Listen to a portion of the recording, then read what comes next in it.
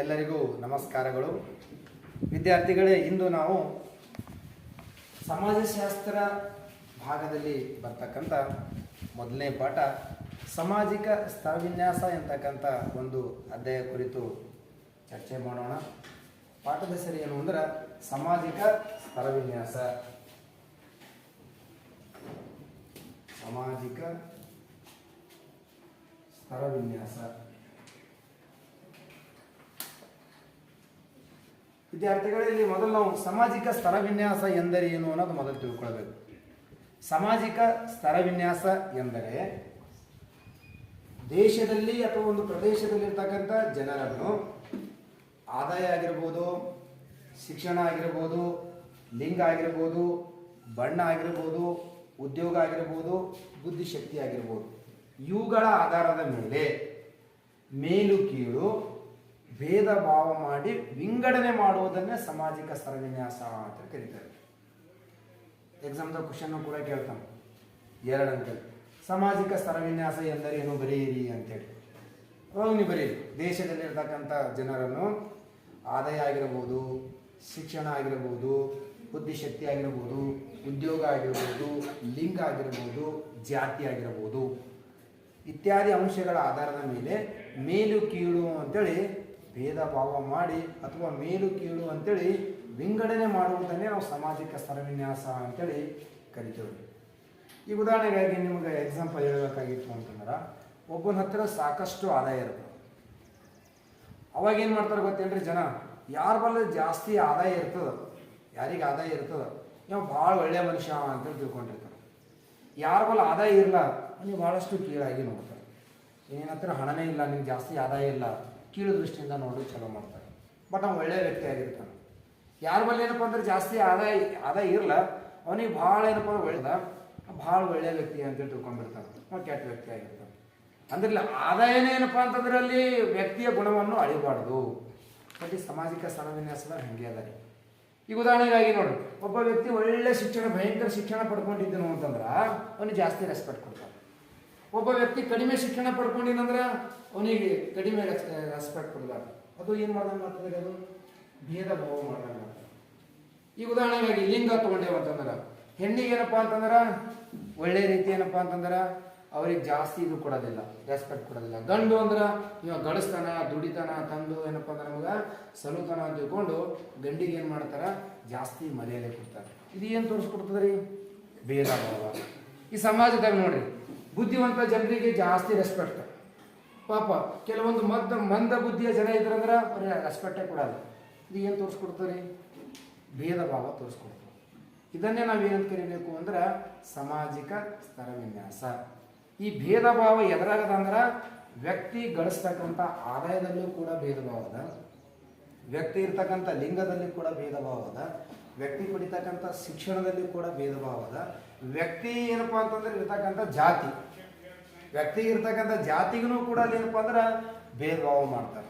ಆ ನಂತರ ವ್ಯಕ್ತಿ ಮಾಡ್ತಕ್ಕಂಥ ಉದ್ಯೋಗ, ಕೆಲವೊಂದು ಒಬ್ಬ ವ್ಯಕ್ತಿ ಚಿಕ್ಕ ಕೆಲಸ ಮಾಡ್ತಿದ್ನು, ಸಣ್ಣ ಉದ್ಯೋಗ ಮಾಡ್ತಿದ್ನು ಅಂದ್ರೆ ರೆಸ್ಪೆಕ್ಟೇ ಕೊಡೋದಿಲ್ಲ. ಒಬ್ಬ ವ್ಯಕ್ತಿ ದೊಡ್ಡ ಉದ್ಯೋಗ ಮಾಡ್ತಿದ್ನು ಅಂದ್ರೆ ಅವನಿಗೆ ಜಾಸ್ತಿ ರೆಸ್ಪೆಕ್ಟ್ ಕೊಡೋದು. ಇದರಿಂದ ಏನಾಗ್ತದೆ ಅಂತಂದ್ರೆ ಅಲ್ಲಿ ಸಮಾಜದಲ್ಲಿ ಭೇದ ಭಾವ ಆಗ್ಬಿಡ್ತದ. ಈ ಭೇದ ಭಾವ ಅಥವಾ ಈ ಮೇಲು ಕೀಳು ಮಾಡುವುದನ್ನೇ ನಾವೇನೆಂದು ಕರೆಯುತ್ತೇವ್ರಿ, ಸಾಮಾಜಿಕ ಸ್ತರವಿನ್ಯಾಸ ಅಂತ ಕರೀಬೇಕು. 2 ಅಂಕಕ್ಕೆ ಎಕ್ಸಾಮ್ದಾಗ ಕ್ವಶನ್ ಕೇಳ್ತಾನ, ಸಾಮಾಜಿಕ ಸ್ತರವಿನ್ಯಾಸ ಎಂದರೆ ಏನು ಅಂತೇಳಿ. ಜನರನ್ನು ಆದಾಯ, ಶಿಕ್ಷಣ, ಬುದ್ಧಿಶಕ್ತಿ, ಉದ್ಯೋಗ, ಜಾತಿ, ಲಿಂಗ ಇವುಗಳ ಆಧಾರದ ಮೇಲೆ ಮೇಲು ಕೀಳು ಎಂದು ವಿಂಗಡಣೆ ಮಾಡುವುದನ್ನೇ ನಾವೇನೆಂದು ಕರೆಯುತ್ತೇವೆ, ಸಾಮಾಜಿಕ ಸ್ತರವಿನ್ಯಾಸ. ಹಾಗಾದರೆ ಈ ಸ್ತರವಿನ್ಯಾಸ ಎಂತಕ್ಕಂಥದ್ದು ಸಮಾಜ ಸೃಷ್ಟಿ ಮಾಡಿದ್ದು.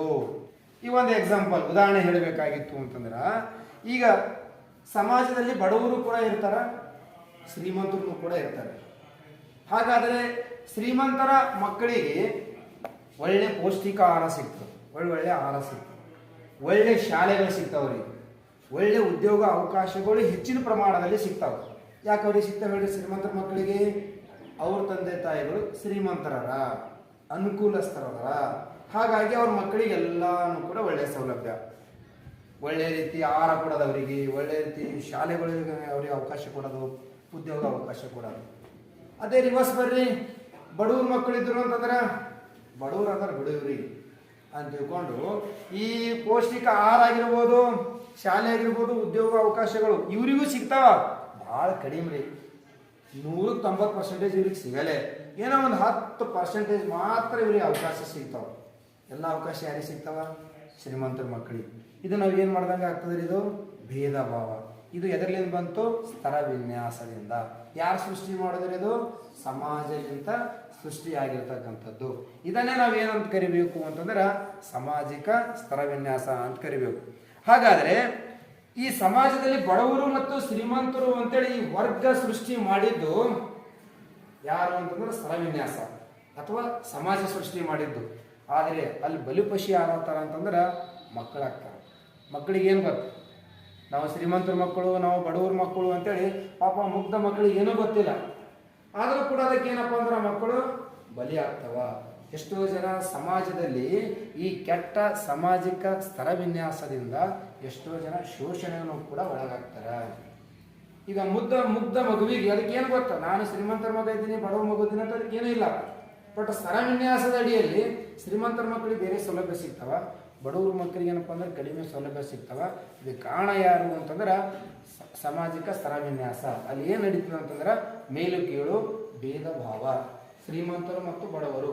ಇದು ಸಮಾಜದಲ್ಲಿ ಈ ರೀತಿ ವರ್ಗೀಕರಣ ಮಾಡಿದ್ದು ಯಾರು ಅಂದ್ರೆ ಸಾಮಾಜಿಕ ಸ್ತರ ವಿನ್ಯಾಸ. ಹಾಗಾದ್ರೆ ವಿದ್ಯಾರ್ಥಿಗಳೇ, ಈ ಸಾಮಾಜಿಕ ಸ್ತರ ವಿನ್ಯಾಸ ಎಂತಕ್ಕಂಥದ್ದು ಕಾಲದಿಂದ ಕಾಲಕ್ಕೆ ಮತ್ತು ದೇಶದಿಂದ ದೇಶಕ್ಕೆ ಭಿನ್ನವಾಗಿರುತ್ತದೆ. ಸಾಮಾಜಿಕ ಸ್ತರ ವಿನ್ಯಾಸವು ಕಾಲದಿಂದ ಕಾಲಕ್ಕೆ ಮತ್ತು ದೇಶದಿಂದ ದೇಶಕ್ಕೆ ಏನಪ್ಪಾ ಅಂದ್ರೆ ಭಿನ್ನವಾಗಿರ್ತದೆ. ಎಲ್ಲ ಕಡೆ ಏನಪ್ಪಾ ಅಂತಂದ್ರೆ ಒಂದೇ ರೀತಿಯಾಗಿ ಇರ್ತಂತ ಹೇಳಕ್ಕಾಗಲ್ಲ. ಉದಾಹರಣೆಗಾಗಿ ನಮ್ಮ ಭಾರತ ದೇಶ ತೋರಿ. ನಮ್ಮ ಭಾರತ ದೇಶದಲ್ಲಿ ಸಾವಿರಾರು ವರ್ಷಗಳಿಂದ ಜಾತಿ ವ್ಯವಸ್ಥೆ ಅದ. ಹಿಂದೆ ಭಯಂಕರ ಇತ್ತು ಜಾತಿ ವ್ಯವಸ್ಥೆ. ಈಗ ದಿನ ಬಂದಂಗ ಭಾರತ ದೇಶದಲ್ಲಿ ಜಾತಿ ವ್ಯವಸ್ಥೆ ಸ್ವಲ್ಪ ಕಡಿಮೆ ಆಗ್ಯದ. ಆದರೂ ಕೂಡ ಈ ಜಾತಿ ವ್ಯವಸ್ಥೆಯಿಂದ ಏನು ಗೊತ್ತಾಗ್ತದೆ? ನಮ್ಮ ಭಾರತ ದೇಶದಲ್ಲಿ ಮೇಲು ಕೀಳು ಎಂತಕ್ಕಂಥದ್ದು ಹೆಚ್ಚಿಗದ. ಮೇಲು ಜಾತಿಯವರು ಬೇರೆ, ಕೆಳ ಜಾತಿಯವರು ಬೇರೆ, ಭೇದ ಭಾವ ಮಾಡೋದು. ಇದು ಎದರಿಂದ ಬಂದ್ರೆ? ಇದು ಸಾಮಾಜಿಕ ಸ್ತರ ವಿನ್ಯಾಸದಿಂದ. ಈ ಜಾತಿ ವ್ಯವಸ್ಥೆ ಹಿಂದೂ ಇತ್ತು, ಈಗಲೂ ಕೂಡ ಏನಪ್ಪಾ ಅಂದ್ರೆ ಸ್ವಲ್ಪ ಪ್ರಮಾಣದಲ್ಲಿ ಅದು ಕಡಿಮೆ ಆಗ್ಯದ. ಹಾಗಾದ್ರೆ ಈ ಜಾತಿ ವ್ಯವಸ್ಥೆಯಿಂದ ಏನಾಗ್ತದೆ ಗೊತ್ತೇನ್ರಿ? ಜಾತಿ ವ್ಯವಸ್ಥೆಯ ಕೆಳಸ್ಥಾನದಲ್ಲಿರ್ತಕ್ಕಂಥ ಶೂದ್ರರು ಮತ್ತು ಅಸ್ಪೃಶ್ಯ ಜನಾಂಗದವರಿಗೆ ಬಹಳಷ್ಟು ಮೇಲು ಕೀಳು ಭೇದ ಭಾವ ಮಾಡ್ದಂಗೆ ಆಗ್ತದೆ. ಆ ಶೂದ್ರರು ಮತ್ತು ಅಸ್ಪೃಶ್ಯ ಜನಾಂಗದವರಿಗೆ ಸಿಗ್ತಕ್ಕಂಥ ಕೆಲವೊಂದು ಮೂಲ ಅವಶ್ಯಕತೆಗಳಾಗಿರ್ತಕ್ಕಂಥ ಪೌಷ್ಟಿಕ ಆಹಾರ ಆಗಿರ್ಬೋದು, ಒಳ್ಳೆಯ ಶಿಕ್ಷಣ ಆಗಿರ್ಬೋದು, ಉದ್ಯೋಗ ಆಗಿರ್ಬೋದು, ಇನ್ನಿತರ ಕೆಲವೊಂದು ಸೌಲಭ್ಯಗಳಿಂದ ಅವ್ರು ಏನಾಗ್ತಾರೆ ಅಂದ್ರೆ ವಂಚಿತ ಆಗ್ತಾರೆ. ಇದು ಯಾರು ಮಾಡ್ತಾರೆ? ಸಾಮಾಜಿಕ ಸ್ತರ ವಿನ್ಯಾಸದಿಂದ. ಅದಕ್ಕೆ ನಮ್ಮ ದೇಶದಲ್ಲಿರ್ತಕ್ಕಂಥ ಈ ಶೂದ್ರರು ಮತ್ತು ಅಸ್ಪೃಶ್ಯ ಜನಾಂಗದವರಿಗೆ ಆಗ್ತಕ್ಕಂಥ ಅನ್ಯಾಯ ಅಥವಾ ಭೇದ ಭಾವ ಅಥವಾ ಮೇಲು ಕೀಳು ಎಂತಕ್ಕಂಥ ಒಂದು ಪದ್ಧತಿಯನ್ನು ಕಡಿಮೆ ಮಾಡೋ ಸಲುವಾಗಿ ಭಾರತ ಸರ್ಕಾರ ಏನು ಮಾಡ್ಯದ ಅಂತಂದ್ರೆ ಸಂವಿಧಾನದ ಅಡಿಯಲ್ಲಿ ಹಲವಾರು ಕಾನೂನುಗಳನ್ನು ಜಾರಿಗೆ ತಂದು ಈ ಅಸ್ಪೃಶ್ಯ ಮತ್ತು ಶೂದ್ರ ಜನಾಂಗದವರಿಗೆ ಅಭಿವೃದ್ಧಿ ಮಾಡೋ ಸಲುವಾಗಿ ಪ್ರಯತ್ನ ಪಡುತ್ತಿದೆ. ಅಂದ್ರೆ ಅವರಿಗೂ ಕೂಡ ಒಳ್ಳೆಯ ಸೌಲಭ್ಯಗಳು ಕೊಟ್ಟು, ಒಳ್ಳೆಯ ಶಿಕ್ಷಣ ಕೊಟ್ಟು, ಒಳ್ಳೆಯ ಆಹಾರ ಕೊಟ್ಟು, ಒಳ್ಳೆಯ ಉದ್ಯೋಗ ಕೊಟ್ಟು, ಹಲವಾರು ಅವಕಾಶಗಳನ್ನು ಕೊಟ್ಟು, ಶಿಕ್ಷಣ ಕೊಟ್ಟು ಅವರನ್ನು ಕೂಡ ಮೇಲ್ ತರ್ತಕ್ಕಂಥ ಪ್ರಯತ್ನ ನಮ್ಮ ಭಾರತ ದೇಶದ ಸಂವಿಧಾನ ಪ್ರಯತ್ನ ಪಡುತ್ತಿದೆ. ಓಕೆ ವಿದ್ಯಾರ್ಥಿಗಳೇ, ಈ ಸಾಮಾಜಿಕ ಸ್ತರ ವಿನ್ಯಾಸ ಒಂದು ಸಮಾಜದಿಂದ ಇನ್ನೊಂದು ಸಮಾಜದಕ್ಕೂ ಕೂಡ ಏನಪ್ಪಾ ಅಂದ್ರೆ ಒಂದೇ ರೀತಿಯಾಗಿರುವುದಿಲ್ಲ. ಸಮಾಜದಿಂದ ಸಮಾಜಕ್ಕೂ ಕೂಡ ಬೇರೆ ಬೇರೆ ಆಗಿರ್ತದೆ. ಈಗ ಉದಾಹರಣೆಗಾಗಿತ್ತು, ಭಾರತ ದೇಶದ ಒಂದು ಸಮಾಜ ಬೇರೆ, ನಮ್ಮ ದೇಶದಲ್ಲಿ ಜಾತಿ ವ್ಯವಸ್ಥೆ ಸಿಕ್ಕಾಪಟ್ಟಿದ್ದಾರೆ. ಈಗ ಅಮೆರಿಕ ದೇಶ ಅದೊಂದು ಸಮಾಜ. ಅಮೆರಿಕ ದೇಶದಲ್ಲೂ ಕೂಡ ಸಾಮಾಜಿಕ ಸ್ತರ ವಿನ್ಯಾಸ ಅದ ರೀ. ಹೆಂಗದ ಗೊತ್ತೇನ್ರಿ? ಬಣ್ಣಗಳ ಆಧಾರದ ಮೇಲೆ ಅವರು ಸಾಮಾಜಿಕ ಸ್ತರ ವಿನ್ಯಾಸ ಮಾಡ್ತಾರೆ. ಅಮೆರಿಕ ದೇಶದಾಗ ಏನಪ್ಪಾ ಅಂದ್ರೆ ಬಿಳಿ ಬಣ್ಣದ ಚರ್ಮ ಹೊಂದಿದವರು ಕರಿ ಬಣ್ಣದ ಚರ್ಮ ಹೊಂದಿದವರನ್ನು ಅತ್ಯಂತ ಹೀನಾಯವಾಗಿ ನಡೆಸ್ಕೊಳ್ತಾರೆ. ಅವರು ಹಲವಾರು ಮೂಲಭೂತ ಸೌಲಭ್ಯಗಳಿಂದ ವಂಚಿತ ಮಾಡ್ತಾರೆ. ಅವರು ಯಾರು? ಬಿಳಿ ಬಣ್ಣದ ಚರ್ಮವನ್ನು ಹೊಂದಿರತಕ್ಕಂಥ ಅಮೆರಿಕನ್ನರು ಕರಿ ಬಣ್ಣದ ಚರ್ಮವನ್ನು ಕಪ್ಪು ಜನಾಂಗದವರನ್ನು ಹಲವಾರು ಸೌಲಭ್ಯಗಳಿಂದ ವಂಚಿತ ಮಾಡ್ತಾರೆ. ಅವರು ಪೌಷ್ಟಿಕ ಆಹಾರ ಆಗಿರ್ಬೋದು, ಶಿಕ್ಷಣ ಆಗಿರ್ಬೋದು, ಉದ್ಯೋಗ ಆಗಿರ್ಬೋದು, ಇನ್ನಿತರ ಹಲವಾರು ಏನಪ್ಪಾ ಅಂತಂದ್ರೆ ಸೌಲಭ್ಯಗಳಿಂದ ಅಲ್ಲಿ ಬಿಳಿಯನ್ನರೇ ಮೇಲುಗೈ ಸಾಧಿಸ್ತಾರೆ, ಕರಿಯನ್ನರನ್ನು ತುಳಿತಾರೆ. ಇದು ಅಮೇರಿಕ ದೇಶದಲ್ಲಿರ್ತಕ್ಕಂಥ ಸಾಮಾಜಿಕ ಸ್ತರ ವಿನ್ಯಾಸ. ಅಮೇರಿಕ ದೇಶದವರು ಬಣ್ಣಗಳ ಆಧಾರದ ಮೇಲೆ ಸಾಮಾಜಿಕ ಸ್ತರ ವಿನ್ಯಾಸ ಮಾಡಿದ್ರ, ನಾವು ಭಾರತೀಯರು ಜಾತಿ ವ್ಯವಸ್ಥೆಯ ಮೇಲೆ ನಾವು ಮೇಲು ಕೀಳು ಅಂತೇಳಿ ಸಾಮಾಜಿಕ ಸ್ತರ ವಿನ್ಯಾಸ ಮಾಡ್ತೇವೆ. ಅಂದ್ರೆ ಸಾಮಾಜಿಕ ಸ್ತರ ವಿನ್ಯಾಸ ಎಲ್ಲ ದೇಶದಾಗ ಇರ್ತದ. ಅವರು ಬಣ್ಣಗಳ ಆಧಾರದ ಮೇಲೆ ಮಾಡ್ಕೊಂಡರು, ನಾವು ಭಾರತೀಯರು ಏನು ಮಾಡಿದೇವ್ರಿ, ಜಾತಿ ವ್ಯವಸ್ಥೆಯ ಮೇಲೆ ನಾವು ಸಾಮಾಜಿಕ ಸ್ತರ ವಿನ್ಯಾಸ ನಾವು ಮಾಡ್ಕೊಂಡೆವು. ಇನ್ನೊಂದು ಹೇಳಬೇಕಾಗಿತ್ತು ಅಂತಂದ್ರೆ, ಈಗ ಪ್ರಸ್ತುತವಾಗಿ ವಿಶ್ವಸಂಸ್ಥೆಯಿಂದ ಮಾನ್ಯತೆ ಪಡೆದಿರ್ತಕ್ಕಂಥ ರಾಷ್ಟ್ರಗಳ ಸಂಖ್ಯೆ 193. ಈ 193 ರಾಷ್ಟ್ರಗಳಲ್ಲಿ ಕೂಡ ಸಾಮಾಜಿಕ ಸ್ತರ ವಿನ್ಯಾಸ ಅದ ರೀ.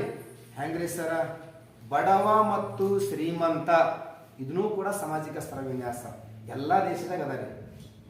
ಬಡವರು ಶ್ರೀಮಂತರು ಅಂತಕ್ಕಂಥದ್ದು ಎಲ್ಲ ದೇಶದಾಗ ಅದ. ಮತ್ತು ಶ್ರೀಮಂತರು ಬಡವರು ಅಂತಕ್ಕಂಥದ್ದು ಎಲ್ಲ ದೇಶದಾಗ ಅದ ಅಂತಂದ್ರೆ ಎಲ್ಲ ದೇಶದಾಗ ಏನಿದ್ದಂಗೆ ಆಯ್ತು, ಸಾಮಾಜಿಕ ಸ್ತರ ವಿನ್ಯಾಸ ಅದ ಅಂದಂಗೆ ಆಯ್ತು. ಶ್ರೀಮಂತರು ಅಂದ್ರೆ ಶ್ರೇಷ್ಠ, ಬಡವರು ಅಂದ್ರೆ ಕನಿಷ್ಠ ಅಂತಕ್ಕಂಥ ಒಂದು ಮನಸ್ಸು ಎಲ್ಲ ಏನಪ್ಪ ಅಂತಂದ್ರೆ ಅಲ್ಲಿ ಇರ್ತಕ್ಕಂಥ ಜನರಲ್ಲಿ ಬತ್ತು ಅಂತಂದ್ರೆ ಅಲ್ಲಿ ಏನು ಹುಟ್ಕೊಳ್ತು, ಸಾಮಾಜಿಕ ಸ್ತರ ವಿನ್ಯಾಸ. ಹಾಗಾಗಿ ಈ ಸಾಮಾಜಿಕ ಸ್ತರ ವಿನ್ಯಾಸ ಎಂತಕ್ಕಂಥದ್ದು ಎಲ್ಲ ಸಮಾಜಗಳಲ್ಲಿ ಕಂಡು ಬರ್ತದ. ಅಮೇರಿಕದಾಗೂ ಅದ, ಭಾರತದಾಗೂ ಅದ, ಇಂಗ್ಲೆಂಡ್ ದೇಶದಾಗೂ ಅದ. ಒಂದೇ ಮಾತನಾಗ ಹೇಳಬೇಕಾಗಿತ್ತು ಅಂದ್ರೆ, ಜಗತ್ತಿನಲ್ಲಿ ಎಷ್ಟು ರಾಷ್ಟ್ರಗಳವ ರೀ, ಎಲ್ಲ ರಾಷ್ಟ್ರ ಸಾಮಾಜಿಕ ಸ್ತರ ವಿನ್ಯಾಸ ಅದ. ಒಬ್ಬೊಬ್ಬರು ಒಂದೊಂದು ರೀತಿ ಭೇದ ಭಾವ ಮಾಡ್ಕೋತಾರೆ. ಭೇದ ಭಾವ ಅಂತಕ್ಕಂಥದ್ದು ಜನರ ಮಧ್ಯೆ ಬಂತು ಅಂತಂದ್ರೆ ಅಲ್ಲಿ ಸಾಮಾಜಿಕ ಸ್ತರ ವಿನ್ಯಾಸ ಬಂತು ಅಂತ ತಿಳ್ಕೊಳ್ಳಿ ನಾವು. ಇದು ಸಮಾಜದ ಒಂದು ಕೆಟ್ಟ ಪದ್ಧತಿ. ಹಾಗಾದ್ರೆ ಈ ಸಾಮಾಜಿಕ ಸ್ತರ ವಿನ್ಯಾಸ ಏನು ಮಾಡ್ತದೆ ರೀ, ಸಮಾಜದಲ್ಲಿ ಅಸಮಾನತೆಯನ್ನು ತರ್ತದೆ. ಸಾಮಾಜಿಕ ಸ್ತರ ವಿನ್ಯಾಸ ಸಮಾಜದಾಗ ಇತ್ತು ಅಂತಂದ್ರೆ ಸಮಾಜದಾಗ ಏನು ಬರ್ತದ, ಅಸಮಾನತೆ ಬರ್ತದ. ಆನಂತರ ಭಿನ್ನವಾಗಿರ್ತಕ್ಕಂಥ ಒಂದು ವ್ಯವಸ್ಥೆ ಸೃಷ್ಟಿ ಮಾಡ್ತದ. ಜನರನ್ನು ಮೇಲು ಕೀಳನ್ನಾಗಿ ನೋಡ್ಲಿಕ್ಕೆ ಚಾಲೂ ಮಾಡ್ತದ. ಎಷ್ಟೋ ಅಮಾಯಕ ಜನರು ಅಂದ್ರೆ ಗರೀಬ್ ಏನಪ್ಪ ಅಂದ್ರೆ ಬಡವರು, ಆನಂತರ ಇತರ ಜನರೇನಪ್ಪ ಅಸಹಾಯಕ ಜನರು ಇದಕ್ಕೆ ಗುರಿಯಾಗಿಬಿಡ್ತಾರೆ. ಈಗ ನಾವು ಉದಾಹರಣೆ ಹೇಳ್ದ, ಕಪ್ಪು ಜನರನ್ನು ಬಿಳಿಯ ಜನಾಂಗದವರು ತಮ್ಮ ಶಾಲೆಗೂ ಕೂಡ ಬರ್ಲಿಕ್ಕೆ ಬಿಡಲ್ಲ. ಅದು ಬೇರೆ ದೇಶದ ಎಷ್ಟು ಸಾಮಾಜಿಕ ಸ್ತರ ವಿನ್ಯಾಸದ ನೋಡಿ. ಕಪ್ಪು ಜನರ ಮಕ್ಕಳು ಬಿಳಿಯ ಜನರು ಮಕ್ಕಳು ಹೋಗುವ ಶಾಲೆಗೆ ಹೋಗುವಂತಿಲ್ಲ ನೋಡಿ, ಎಂಥ ಸಾಮಾಜಿಕ ಸ್ತರ ವಿನ್ಯಾಸ ರೀ. ಕಪ್ಪು ಜನರ ಮಕ್ಕಳು ಬಿಳಿ ಜನರ ಮಕ್ಕಳು ಹೋಗುವ ಶಾಲೆಗೆ ಹೋಗುವಂತಿಲ್ಲ ನೋಡಿ, ಎಂಥ ನಿರ್ಬಂಧ ಬೇರೆ ದೇಶದಾಗ. ನಮ್ಮ ದೇಶದಾಗ ತೋರಿ, ಭಾರತ ದೇಶದಾಗ ಅಸ್ಪೃಶ್ಯ ಜನಾಂಗದವ್ರಿಗೆ ಏನಪ್ಪಾ ಅಂತಂದ್ರೆ ಈಗೆಲ್ಲ ಕಮ್ಮಿ ಆಗ್ಯದ. ಈಗ ಹಿಂದಿನ ಕಾಲದಾಗ ಏನಪ್ಪಾ ಅಂದ್ರೆ ಒಂದು 20 ವರ್ಷ ಹಿಂದೂರಿನು ಅಸ್ಪೃಶ್ಯ ಜನಾಂಗದವ್ರಿಗೆ ಬಾವಿ ಮುಟ್ಟುವಂತಿಲ್ಲ, ಕೆರೆ ಮುಟ್ಟುವಂತಿಲ್ಲ, ನೀರನ್ನು ಮುಟ್ಟುವಂತಿಲ್ಲ. ಹಿಂಗೆಷ್ಟೋ ನಾವು ನಿರ್ಬಂಧಗಳನ್ನು ಹಾಕಿ ಸಮಾಜದಾಗ ಏನು ಮಾಡ್ತಿದ್ದೇವೆ, ನಾವು ಸಾಮಾಜಿಕ ಸ್ತರ ವಿನ್ಯಾಸ ಮಾಡ್ತಿದ್ದೆವು. ಇದರಿಂದ ಏನಾಗ್ತದ ಅಂತಂದ್ರೆ ಈಗ ಮನುಷ್ಯ ಅನ್ನಕ್ಕೆ ಎಲ್ಲರೂ ಒಂದೇ, ಅದು ಅಸ್ಪೃಶ್ಯದವ್ರು ಇರಲಿ ಬೇರೆಯವ್ರಿರಲಿ ಎಲ್ಲರೂ ಇರಲಿ. ಬಟ್ ನಮ್ಮ ಭಾರತ ದೇಶದಾಗ ಈ ರೀತಿ ಅಸ್ಪೃಶ್ಯತೆ ಇತ್ತು. ಇದು ಎದರ್ಲಿಂದ ಉಂಟಾಗಿತ್ತು ಅಂದ್ರೆ ಸಾಮಾಜಿಕ ಸ್ತರ ವಿನ್ಯಾಸ. ಓಕೆ ವಿದ್ಯಾರ್ಥಿಗಳಲ್ಲಿ ಇನ್ನೊಂದು ಬರ್ತದೆ ರೀ, ಏನು ಅಂಶ ಅಂತಂದ್ರೆ ತಾರತಮ್ಯದಿಂದ ಉಂಟಾಗುವ ಪೂರ್ವಾಗ್ರಹ. ತಾರತಮ್ಯದಿಂದ ಉಂಟಾಗುವ ಪೂರ್ವಾಗ್ರಹ. ಇಲ್ಲಿ ಪೂರ್ವಾಗ್ರಹ ಪದ ಅರ್ಥ ನಿಮ್ಗೆ ಗೊತ್ತಾಗಬೇಕು. ಪೂರ್ವಾಗ್ರಹ ಪದ ಅರ್ಥ ಗೊತ್ತಾಗಬೇಕು. ನಿಮ್ಗೆಲ್ಲರಿಗೂ ಗೊತ್ತದ ರೀ, ಕನ್ನಡದ ಒಬ್ಬ ಶ್ರೇಷ್ಠ ಕವಿ ಯಾರು, ಪಂಪ, ಆದಿಕವಿ ಪಂಪ. ಅವರೊಂದು ಮಾತು ಹೇಳ್ತಾರ, ಏನಂತ ಹೇಳ್ತಾರ, ಮಾನವ ಕುಲ ತಾನೊಂದೇ ವಲ್ಲಂ. ಅಂಡರ್ಲೈನ್ ಮಾಡ್ಕೊಳ್ರಿ, ಮಾನವ ಕುಲ ತಾನೊಂದೇ ವಲ್ಲಂ ಅಂತಕ್ಕಂಥ ಒಂದು ವಾಕ್ಯವನ್ನು ಯಾರು ಹೇಳ್ತಾರ ಅಂದ್ರೆ ಆದಿಕವಿ ಪಂಪ ಅವ್ರು ಹೇಳ್ತಾರೆ. ಈ ಮಾನವ ಕುಲ ತಾನೊಂದೇ ವಲ್ಲಂ ಅಂತಕ್ಕಂಥ ಒಂದು ಪದದ ಅರ್ಥ, ವಾಕ್ಯದ ಒಂದು ಅರ್ಥ ಏನು ಅಂತಂದ್ರ ಮಾನವರೆಲ್ಲರೂ ಕೂಡ ಒಂದೇ. ಮಾನವರೆಲ್ಲರೂ ಕೂಡ ಒಂದೇ ಅನ್ಮ್ಯಾಕ ಈ ಸಾಮಾಜಿಕ ಸ್ತರ ವಿನ್ಯಾಸ ಯಾಕೆ ಬರಬೇಕು, ಭೇದ ಭಾವ ಮಾಡೋದು ಯಾಕೆ ಬರಬೇಕು, ಮೇಲು ಕೀಳು ಮಾಡೋದು ಯಾಕೆ ಬರಬೇಕು, ಕಪ್ಪು ಮತ್ತು ಬಿಳಿಯನ್ನರು ಅಂತಕ್ಕಂಥ ಭೇದ ಭಾವ ಮಾಡೋದು ಯಾಕೆ ಬರಬೇಕು, ಬರಬಾರ್ದು ಅಂತೇಳಿ ಆದಿಕವಿ ಪಂಪ ಅವರೇ ಹೇಳ್ತಾರ. ಅವರು ಅದ್ರ ಸಲುವಾಗಿ ಹೇಳಿದ್ರು ಅವರು, ಸಾಮಾಜಿಕ ಸ್ತರ ವಿನ್ಯಾಸ ಸಮಾಜದಿಂದ ಹೋಗ್ಬೇಕಾಗಿತ್ತು ಅಂತಂದ್ರೆ ಅದಕ್ಕೇನು ಅಂತಂದ್ರೆ ಮಾನವರೆಲ್ಲರೂ ಏನು, ಎಲ್ಲ ಮಾನವರೆಲ್ಲರೂ ಕೂಡ ಒಂದೇ. ಅದಕ್ಕೊಂದು ವಾಕ್ಯ ಹೇಳಿದ್ರು ಅವರು, ಏನು ಹೇಳ್ತಿದ್ರು, ಮಾನವ ಕುಲ ತಾನೊಂದೇ ವಲ್ಲಮೆ ಅಂತಕ್ಕಂಥ ಒಂದು ವಾಕ್ಯ ಹೇಳಿದ್ರು. ಆ ವಾಕ್ಯದ ಅರ್ಥ ಏನು ಅಂತಂದ್ರೆ ಸಮಾಜದಲ್ಲಿರ್ತಕ್ಕಂಥ ಎಲ್ಲ ಮಾನವರು ಕೂಡ ಒಂದೇ. ಹಾಗಾಗಿ ಸಮಾಜದಲ್ಲಿ ಸಾಮಾಜಿಕ ಸ್ತರ ವಿನ್ಯಾಸ ಬರಬಾರ್ದು ಅಂತ ಹೇಳಿದ್ರು ಅವರು. ಆದ್ರೂ ಕೂಡ ಈಗ ನಮ್ಮ ವಾಸ್ತವಿಕ ಭಾರತ ದೇಶದ ಒಂದು ಸಮಾಜದಲ್ಲಿ ಇನ್ನ ಜಾತಿ ವ್ಯವಸ್ಥೆ ಅದ ರೀ, ಇನ್ನ ಲಿಂಗ ವ್ಯವಸ್ಥೆ, ಲಿಂಗ ತಾರತಮ್ಯ ಅದ ರೀ, ಜಾತಿ ತಾರತಮ್ಯ ಅದ ರೀ, ಲಿಂಗ ತಾರತಮ್ಯ ಅದ, ಪ್ರಾದೇಶಿಕ ಅಂದ್ರೆ ಪ್ರದೇಶ ತಾರತಮ್ಯ ಅದ ರೀ, ಬಡವ ಮತ್ತು ಶ್ರೀಮಂತ ಎಂತಕ್ಕಂಥ ತಾರತಮ್ಯ ಅವ ರೀ. ಈ ತಾರತಮ್ಯದಿಂದ ಏನು ಉಂಟಾಗ್ತದೆ ಗೊತ್ತೇನ್ರಿ? ಪೂರ್ವಾಗ್ರಹ ಎಂತಕ್ಕಂಥದ್ದು ಉಂಟಾಗ್ತದೆ. ನೋಡ್ರಿ, ಆದಿಕವಿ ಪಂಪ ಹೇಳಿದ್ರು ಎಲ್ಲರೂ ಒಂದೇ ಅಂತ ಹೇಳಿದ ಮ್ಯಾಕ ಎಲ್ಲ ಕಮ್ಮಿ ಆಗ್ಬೇಕಾಗಿತ್ತು ನಮ್ಮ ಸಮಾಜದಾಗ. ಇನ್ನ ಜಾತಿ ತಾರತಮ್ಯ ಹಿಂಗೆ ಅದ ರೀ, ಅವ ಆ ಜಾತಿಯವ ಇವ ಈ ಜಾತಿಯವ, ಇನ್ನೂ ಕೂಡ ಹಂಗೆ ನಡೆದ ತಾರತಮ್ಯ. ಆ ನಂತರ ರೀ ಲಿಂಗ ತಾರತಮ್ಯ, ಹೆಣ್ಣು ಗಂಡು ಎಂತಕ್ಕಂಥ ಭೇದ ಭಾವ ಜಾಸ್ತಿ ನಡೆದು. ಆ ನಂತರ ಪ್ರದೇಶಗಳಲ್ಲಿ ಕೂಡ ತಾರತಮ್ಯ ರೀ. ಆ ನಂತರ ಬಡವ ಶ್ರೀಮಂತ ಎಂತಕ್ಕಂಥದ್ದು ತಾರತಮ್ಯ. ಹೀಗೆ ತಾರತಮ್ಯ ಇನ್ನ ಕಮ್ಮಾಗಿಲ್ಲ, ಹಂಗೆ ಮುಂದೆ ನಡೆದು. ಈ ತಾರತಮ್ಯದಿಂದ ಏನು ತೋರಿಸ್ಕೊಡ್ತದೆ, ಏನು ಉಂಟಾಗ್ತದೆ ಗೊತ್ತೇನ್ರಿ? ಪೂರ್ವಾಗ್ರಹ ಏನು ಉಂಟಾಗ್ತದೆ ರೀ? ಹಾಗಾದರೆ ಪೂರ್ವಾಗ್ರಹ ಎಂದರೆ ಏನು? ಭಾಳ ಚಲೋ ಅದ ರೀ. ಒಬ್ಬ ವ್ಯಕ್ತಿ ಆಗಿರ್ಬೋದು ಅಥವಾ ಒಂದು ಸಮುದಾಯ ಆಗಿರ್ಬೋದು, ಅದ್ರ ಬಗ್ಗೆ ಏನಪ್ಪ ಅಂದ್ರೆ ಹೊಂದಿರಬಹುದಾದ ಪೂರ್ವ ನಿರ್ಧಾರಿತ ಮನೋಭಾವ. ಒಬ್ಬ ವ್ಯಕ್ತಿ ಅಥವಾ ಒಂದು ಸಮುದಾಯದ ಬಗ್ಗೆ ಹೊಂದಿರುವ ಪೂರ್ವ ನಿರ್ಧಾರಿತ ಮನೋಭಾವಕ್ಕೆ ನಾವೇನಂತ ಕರಿತೇವ್ರಿ? ಪೂರ್ವಾಗ್ರಹ ಅಂತ ಕರಿತೇವ್ರಿ. ಹಾಗಾದರೆ ಈ ಪೂರ್ವಾಗ್ರಹ ಎಂತಕ್ಕಂಥದ್ದು ಏನು ಮಾಡ್ತು ಗೊತ್ತೇನ್ರಿ? ಧನಾತ್ಮಕವಾಗಿರ್ತಕ್ಕಂಥ ವಿಚಾರ ಉಂಟು ಮಾಡ್ಬೋದು, ಋಣಾತ್ಮಕವಾಗಿರ್ತಕ್ಕಂಥ ವಿಚಾರನೂ ಕೂಡ ಉಂಟು ಮಾಡ್ಬೋದು.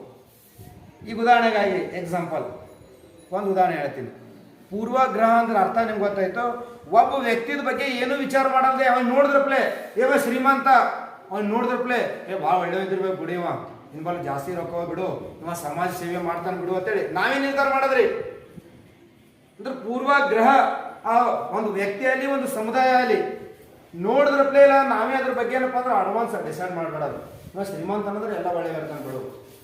ಆದ್ರೆ ಅದು ಬಡವ ನೋಡಿದಿರ್ತೀವಿ, ಬಡವ ಆಗಿರ್ತಕ್ಕಂಥ ವ್ಯಕ್ತಿ ನೋಡಿದೆ ಅಂದ್ರೆ ಯಾವ ಬಡವನ ಬಿಡು, ಇನ್ಬಲ್ಲಿ ಏನದ ಅಂದ್ರೆ ನೆಗ್ಲೆಕ್ಟ್ ಮಾಡ್ಬಿಡೋದು. ಅಂದ್ರೆ ಪೂರ್ವಾಗ್ರಹ ನಾವೇ ಅಡ್ವಾನ್ಸ್ ಅವನ ಬಗ್ಗೆ ಡಿಸೈಡ್ ಮಾಡೋದು. ಅವ್ನಿಗೆ ಹೋಗಿ ನಾವು ಮಾತಾಡಲ್ಲ, ಏನೂ ಮಾಡಲ್ಲ, ಅವ್ನಿಗೆ ನೋಡಿದ್ರಪ್ಲೇ ಒಂದು ಎಲ್ಲನೇ ನಾವೇ ನಿರ್ಧಾರ ಮಾಡ್ಬಿಡೋದು. ಅದು ಪೂರ್ವಾಗ್ರಹ ಅಂತ ಕರೀತಾರೆ. ಈ ನಮ್ಮ ಭಾರತ ದೇಶದಲ್ಲಿ ಈ ಜಾತಿ ವ್ಯವಸ್ಥೆಯಿಂದನೂ ಕೂಡ ಜಾತಿ ತಾರತಮ್ಯ, ಪ್ರದೇಶ ತಾರತಮ್ಯ, ಲಿಂಗ ತಾರತಮ್ಯ, ಬಡವ ಶ್ರೀಮಂತ ಇವುಗಳ ಆಧಾರದ ಮೇಲೆ ಈ ಪೂರ್ವಾಗ್ರಹ ಎಂತಕ್ಕಂಥದ್ದು ಹುಟ್ಕೊಂಡ್ಬಿಟ್ಟದ್ರಿ. ನೋಡಿದ್ರೆ ಸಾಕು ಅಡ್ವಾನ್ಸ್ ನಾವೇ ನಿರ್ಧಾರ ಮಾಡಿಬಿಡ್ತೀವ್ರಿ ಈ ವ್ಯಕ್ತಿ ಹಿಂಗೆ ಅಂತೇಳಿ. ಬಟ್ ಅವ್ನು ಒಳ್ಳೆವಾಗಿರ್ಬೋದಲ್ಲ, ಬಡವಿದ್ದವ ಒಳ್ಳೆವಾಗಿರ್ಬೋದು, ಶ್ರೀಮಂತ ಇದ್ದವ ಕೆಟ್ಟವಾಗಿರ್ಬೋದು, ನಾವು ಹೋಗಿ ಮಾತಾಡಲ್ಲ, ಅಡ್ವಾನ್ಸೇ ನಾವು ನಿರ್ಧಾರ ಮಾಡಿಬಿಡ್ತೇವೆ. ಇದರಿಂದ ಏನಾಗ್ತದೆ ಗೊತ್ತೇನ್ರಿ? ಸಮಾಜದಲ್ಲಿ ಹಲವಾರು ಸಮಸ್ಯೆಗಳು ಉಂಟಾಗ್ತಾವೆ. ಒಬ್ಬ ವ್ಯಕ್ತಿ ಬಗ್ಗೆ ಏನೂ ಗೊತ್ತಿಲ್ಲದೆ ಅಡ್ವಾನ್ಸ್ ನಾವೇ ನಿರ್ಧಾರ ಮಾಡಿದೆವು ಅಂತಂದ್ರೆ ಸಮಾಜದಾಗ ಏನೋ ಉಂಟಾಗ್ತದೆ ಗೊತ್ತೇನ್ರಿ? ಅಸಹನೆ ಉಂಟಾಗ್ತದ ಪೂರ್ವಾಗ್ರಹದಿಂದ. ಆನಂತರ ತಾರತಮ್ಯ ಜಾಸ್ತಿ ಆಗ್ತದ, ದ್ವೇಷ ಉಂಟಾಗ್ತದ, ತಿರಸ್ಕಾರ ಉಂಟಾಗ್ತದ, ಹಲವಾರು ಏನಪ್ಪ ಅಂದ್ರೆ ಕೆಟ್ಟ ಕೆಟ್ಟ ಭಾವನೆಗಳು ಬರ್ತಾವೆ. ಹಾಗಾದ್ರೆ ಅವ ಏನು ಹೇಳ್ತಾನೆ ಅಂತಂದ್ರೆ ನೋಡ್ರಿ, ಈ ಪೂರ್ವಾಗ್ರಹ ಅಂತಕ್ಕಂಥದ್ದು ಜನರಲ್ಲಿ ಏನುಂಟು ಮಾಡ್ತದೆ ಅಂತಂದ್ರೆ ಅಸಹನೆ ಆಗಿರ್ಬೋದು, ತಿರಸ್ಕಾರ ಆಗಿರ್ಬೋದು, ಅಗೌರವ ಆಗಿರ್ಬೋದು, ದ್ವೇಷ ಆಗಿರ್ಬೋದು. ಯಾಕಂತಂದ್ರೆ ತಿರಸ್ಕಾರ ನೋಡ್ರಿ, ಅಗೌರವ ಅಂದ್ರೆ ಅವ ಕೆಳ ಜಾತಿಯ ವ್ಯಕ್ತಿ ಇದ್ದ, ಅವ ಬಡವ ಇದ್ದ ಅಂತಂದ್ರೆ ಅವನಿಗೆ ನೋಡೋಪ್ಲೇ ರೆಸ್ಪೆಕ್ಟೇ ಕೊಡೋದಿಲ್ಲ. ಅಡ್ವಾನ್ಸ್ ಯಾವ ಬಡವನ ಅಂತ ತೆಲಕ್ ಬರ್ತಲ್ರಿ, ಬಿಡು ಬಡವನ ಬಿಡು, ಅವನಿಗೇನು ಮಾಡ್ತೀರಿ, ಅವ ಕೆಳ ಜಾತಿಯವನ ಬಿಡು, ರೆಸ್ಪೆಕ್ಟೇ ಕೊಡೋದಿಲ್ಲ, ಅಗೌರವ ಕೊಡೋದು. ಇದು ಎದರ್ಲಿಂದ ಬಂತು? ಪೂರ್ವಾಗ್ರಹ. ನಾವು ಹೋಗಿ ನಾವೀಗ ಮಾತಾಡಿಲ್ಲ, ಅವನ ಗುಡನೇ ನಾವು ಏನು ಮಾಡಿಬಿಟ್ಟೆವು, ಒಮ್ಮೆ ಅಳತೆ ಮಾಡಿಬಿಟ್ಟೆವು. ಈ ಪೂರ್ವಾಗ್ರಹದಿಂದ ಇವೆಲ್ಲ ಸಮಸ್ಯೆಗಳು ಉಂಟಾಗ್ತಾವೆ. ತಿರಸ್ಕಾರ ಮಾಡೋದು, ಅವ ಏನು ಹೇಳಿದ್ರು ಕೇಳೋದಿಲ್ಲ, ಯಾಕವ ಕೆಳ ಜಾತಿಯವ, ಅವ ನೋಡೋಕೆ ಕರ್ರಗನ, ಆಕೆ ಹೆಣ್ಣಾಳ, ಅವ್ರ ಬಗ್ಗೆ ಏನು ಹೇಳ್ತೀರಿ, ಹಿಂದುಳಿದ ಪ್ರದೇಶದವ್ರ ಇವ್ರ ಮಾತೇನು ಕೇಳೋದು, ಹಿಂಗೆಲ್ಲ ತಿರಸ್ಕಾರ ಮಾಡ್ಬಿಡೋದು, ದ್ವೇಷ ಇಟ್ಕೊಳ್ಳೋದು ಒಬ್ಬರ ಬಗ್ಗೆ ಒಬ್ಬರು. ಇವೆಲ್ಲ ಎದರಿಂದ ಬರ್ತಾವ್ರಿ? ಪೂರ್ವಾಗ್ರಹ ಎಂತಕ್ಕಂಥ ಅಂಶದಿಂದ ಬರ್ತಾವ.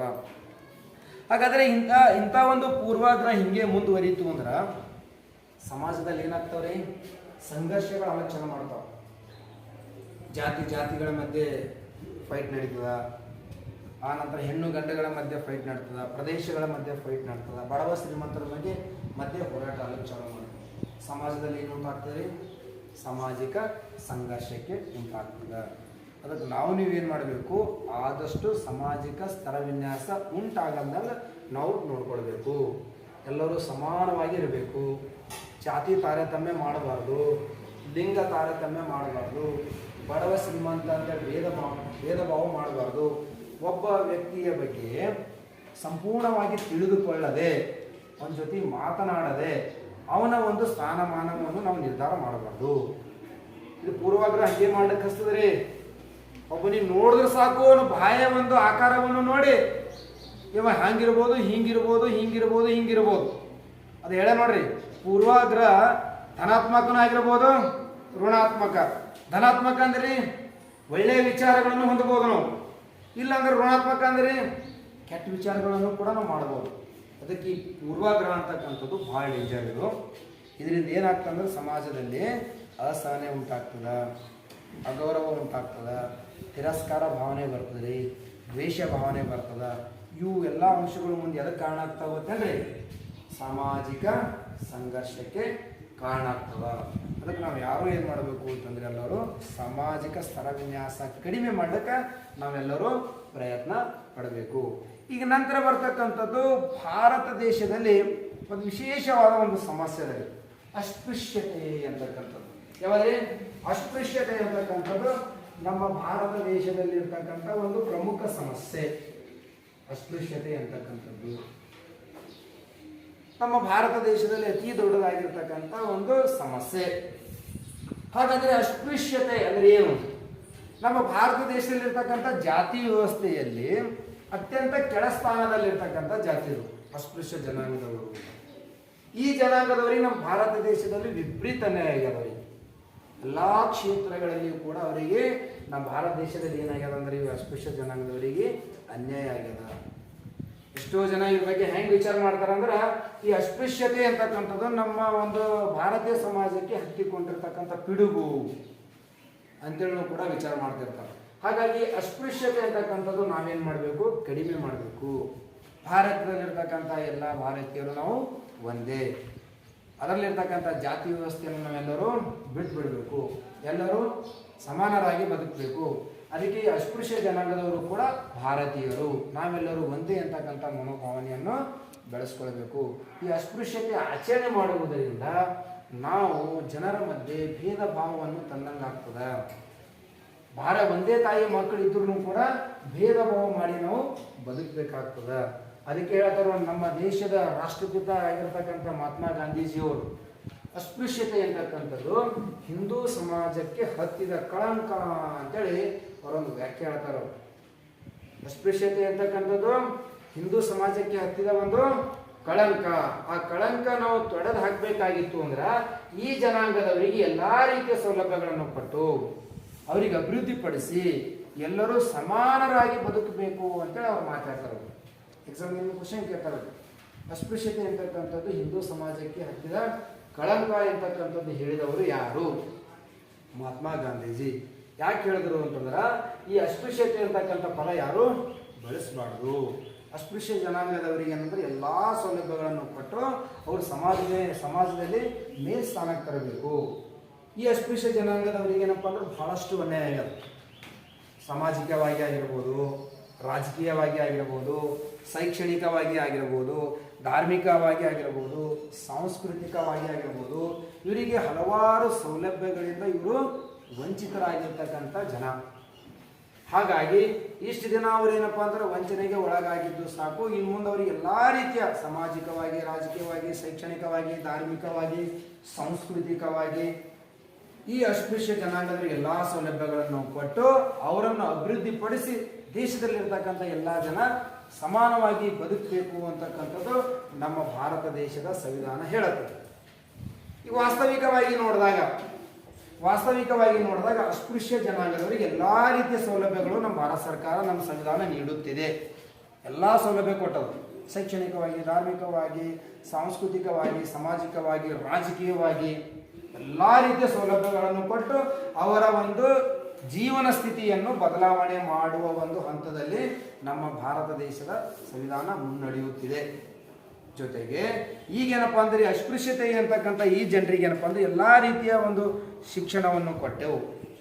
ಆ ವರ್ಗದ ಜನರಿಗೆ ಎಲ್ಲ ರೀತಿಯ ಸೌಲಭ್ಯಗಳನ್ನು ಸಂವಿಧಾನಾತ್ಮಕವಾಗಿ ನೀಡಿ ಅವರಿಗೇನಪ್ಪ ಅಂದ್ರೆ ಈ ಅಸ್ಪೃಶ್ಯ ಜನಾಂಗದವರಿಗೆ ಅಭಿವೃದ್ಧಿ ಪಡಿಸ್ತಕ್ಕಂಥ ಕೆಲಸ ನಮ್ಮ ಭಾರತ ಸರ್ಕಾರ ಏನಪ್ಪ ಅಂತಂದ್ರೆ ಮಾಡ್ತಕ್ಕಂಥದ್ದು ನಮ್ಗೆ ಒಂದು ಸಂತೋಷದ ವಿಷಯ. ಹಾಗಾದ್ರೆ ಈ ಅಸ್ಪೃಶ್ಯತೆ ಅಂತಕ್ಕಂಥ ಒಂದು ಈ ನಿವಾರಣೆ ಮಾಡೋ ಸಲುವಾಗಿ ನಮ್ಮ ಸಂವಿಧಾನದ 17ನೇ ವಿಧಿ ಈ ಅಸ್ಪೃಶ್ಯತೆ ಅಂತಕ್ಕಂಥದ್ದು ಆಚರಣೆ ಮಾಡುವುದು ಕಾನೂನಿನ ಪ್ರಕಾರ ಅಪರಾಧ ಅಂತೇಳಿ ನಮ್ಮ ಸಂವಿಧಾನದ 17ನೇ ವಿಧಿ ಹೇಳುತ್ತದೆ. ಅಸ್ಪೃಶ್ಯತೆ ಅಂದ್ರೆ ಮುಟ್ಟಿ ತಟ್ಟಿ ಅನ್ನೋದ್ರಿ, ಭೇದ ಭಾವ ಮಾಡೋದ್ರಿ. ಅಸ್ಪೃಶ್ಯತೆ ಅಂದ್ರೆ ಏನು? ಮುಟ್ಟಿ ತಟ್ಟಿರಿ ಅಂದ್ರೆ ಮುಟ್ಟಿಸ್ಕೊಂಬೋದಿಲ್ಲ, ಇಂಥದ್ದು ಯಾರು ಆಚರಣೆ ಮಾಡಬಾರ್ದು ಅಂತ ತಿಳ್ಕೊಂಡು ನಮ್ಮ ಸಂವಿಧಾನದ 17ನೇ ವಿಧಿ ಹೇಳ್ತದ. ಭಾರತದಲ್ಲಿರ್ತಕ್ಕಂಥ 140 ಕೋಟಿ ಜನ ನಾವೆಲ್ಲರೂ ಒಂದೇ, ಜಾತಿ ತಾರತಮ್ಯ ಮಾಡಬಾರ್ದು, ಭೇದ ಭಾವ ಮಾಡಬಾರ್ದು, ಎಲ್ಲರೂ ಒಂದೇ ಅಂತಕ್ಕಂಥದ್ದು ನಮ್ಮ ಸಂವಿಧಾನದ 17ನೇ ವಿಧಿ. ಅಸ್ಪೃಶ್ಯತೆ ಅಂತಕ್ಕಂಥದ್ದು ಆಚರಣೆ ಮಾಡುವುದು ಕಾನೂನಿನ ಪ್ರಕಾರ ಅಪರಾಧ ಅಂತೇಳಿ 17ನೇ ವಿಧಿ ಹೇಳ್ತು. ಸಂವಿಧಾನ ಎಷ್ಟನೇ ವಿಧಿ? 17ನೇ ವಿಧಿ. ಈಗ ನಾವು ಅಸ್ಪೃಶ್ಯತೆ ನಿವಾರಣೆ ಮಾಡುವ ಸುಧಾರಣಾ ಕ್ರಮಗಳು ಯಾವುವು ಅಥವಾ ಅಸ್ಪೃಶ್ಯತೆ ನಿವಾರಣೆ ಮಾಡುವ ಕ್ರಮಗಳು ಯಾವುವು ಅಂತೇಳಿ ನಿಮ್ಮ ಎಕ್ಸಾಮ್ನೂ ಕೂಡ 3 ಅಂಕಕ್ಕೆ ಅಥವಾ 4 ಅಂಕಕ್ಕೆ ಅವರು ಕ್ವಶನ್ ಕೇಳಬಹುದು. ಅಸ್ಪೃಶ್ಯತೆ ನಿವಾರಣೆ ಮಾಡುವ ಸಂವಿಧಾನಾತ್ಮಕ ಕ್ರಮಗಳು ಯಾವುವು ಅಂತಂದ್ರೆ ಇದಕ್ಕಿಂತ ಪೂರ್ವದಲ್ಲಿ ಅಸ್ಪೃಶ್ಯತೆ ಅಂತಕ್ಕಂಥದ್ದು ಹಿಂದೂ ಸಮಾಜದಲ್ಲಿರ್ತಕ್ಕಂಥ ಒಂದು ಪಿಡುಗು.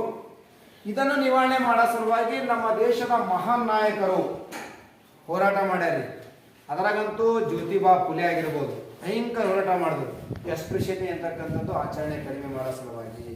ಜೊತೆಗೆ ಡಾಕ್ಟರ್ BR ಅಂಬೇಡ್ಕರ್ ಅವರಾಗಿರ್ಬೋದು, ಸ್ವಾಮಿ ವಿವೇಕಾನಂದರಾಗಿರ್ಬೋದು, ಮಹಾತ್ಮ ಗಾಂಧೀಜಿ ಆಗಿರ್ಬೋದು, ಇನ್ನೂ ಕೂಡ ಹಲವಾರು ಮಹಾನ್ ವ್ಯಕ್ತಿಗಳು ಈ ಅಸ್ಪೃಶ್ಯತೆ ಆಚರಣೆಯನ್ನು ಕಡಿಮೆ ಮಾಡೋ ಸಲುವಾಗಿ ಬಹಳಷ್ಟು ಹೋರಾಟ ಮಾಡಿ ಅಸ್ಪೃಶ್ಯತೆ ಆಚರಣೆಯನ್ನು ಕಡಿಮೆ ಮಾಡಿದ್ದನ್ನು ಕೂಡ ನಾವು ನೋಡ್ಬೋದು.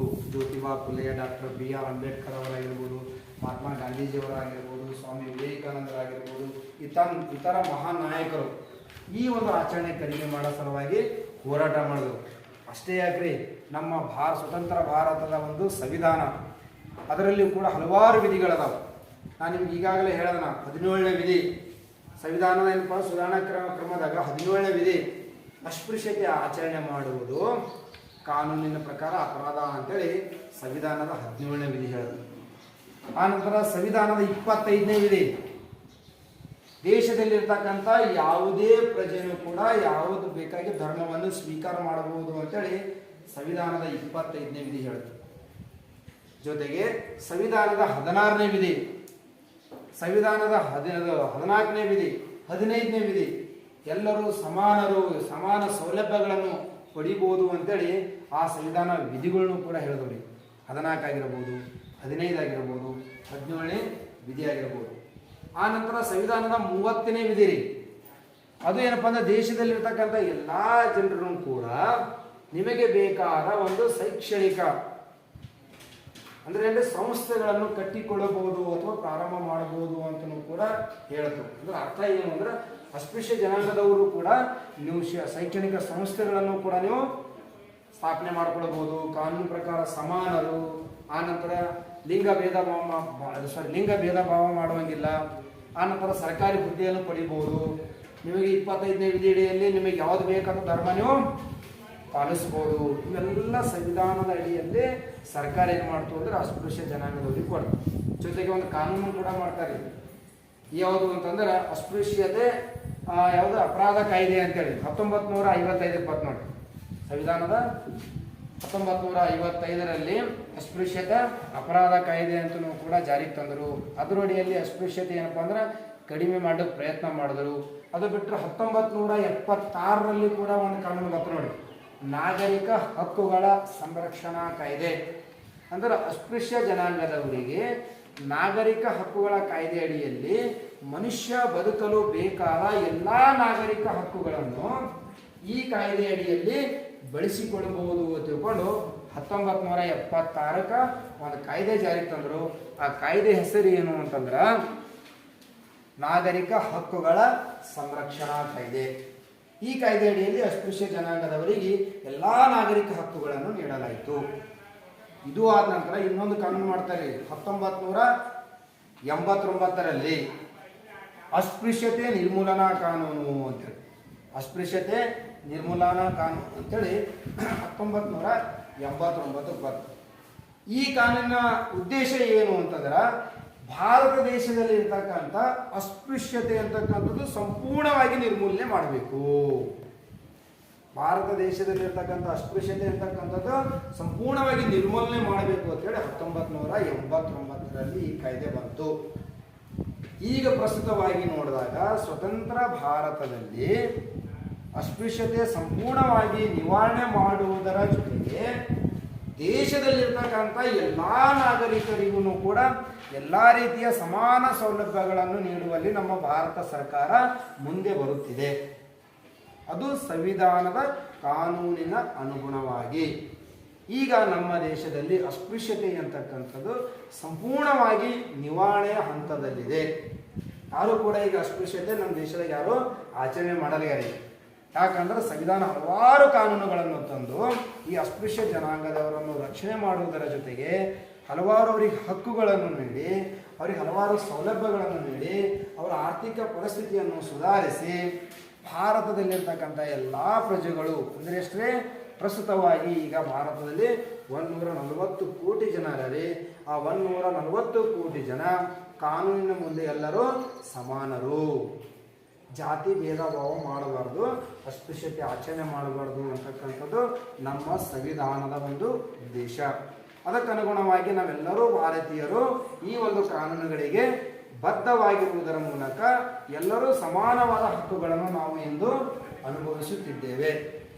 ಓಕೆ ವಿದ್ಯಾರ್ಥಿಗಳೇ, ಇವತ್ತಿನ ತರಗತಿ ಇಲ್ಲಿಗೆ ಮುಗಿಸೋಣ. ಎಲ್ಲರಿಗೂ ಧನ್ಯವಾದಗಳು.